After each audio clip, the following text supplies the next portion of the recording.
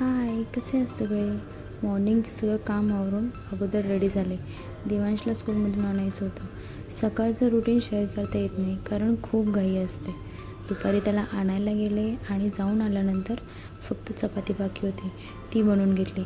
एक साईडला चपाती बनवायला ठेवली आणि दुसऱ्या साईडला चिकन ठेवलं टस्कीसाठी. बाहेरच्या रॉयल कॅनपेक्षा ती घरी बनवलेलं आवडीने खाते.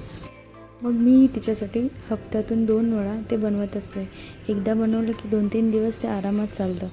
आणि मग नंतर सगळ्यांना जेवण वगैरे दिलं, जेवलो आणि मग थोडा वेळ झोपले. आज माझ्याकडे जास्त वेळ नव्हता कारण देवाला 4:30ला मला हॉस्पिटलला घेऊन जायचं होतं आणि बाबा एकदाचा रेडी झालेला. मग पटापट मी माझं आवरायला घेतलं आणि देवाचं हे मध्ये काही ना काहीतरी चालूच होतं. हे दे, ते दे, हे भेटत नाही, ते भेटत नाही.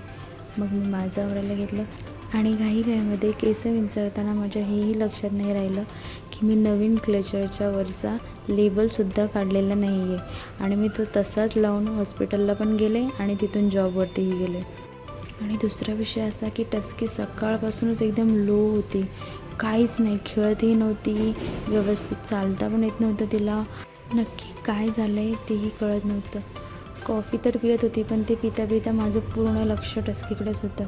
शेवटी मला राहावलं नाही गेलं आणि तिच्याजवळ गेली, तिला जरा गुंजारलं, जवळ घेतलं. पण एकदम शांत होते ती, दरवेळेसारखी मस्ती करत नव्हते. मला खूप टेन्शन आलेलं. तिला सोडून जात तर होती पण लक्ष अजिबात लागणार नव्हतं हे माहीत होतं. देवाला डेंटिस्टकडे पण घेऊन जायचं होतं. मग निघाले. मग जॉबवरून सुटल्यानंतर आधी घर गाठलं आणि घरी गेल्या गेल्या तिला पहिलं बघितलं, तिला जवळ घेतलं. पण तेव्हा पण ती एकदम शांत होती. असं वाटत होतं डॉक्टरकडे घेऊन जाऊ तिला, पण एवढ्या उशिरा डॉक्टर पण भेटले नसते. आजचा दिवस खूप जड गेला माझ्यासाठी. Thank you for watching.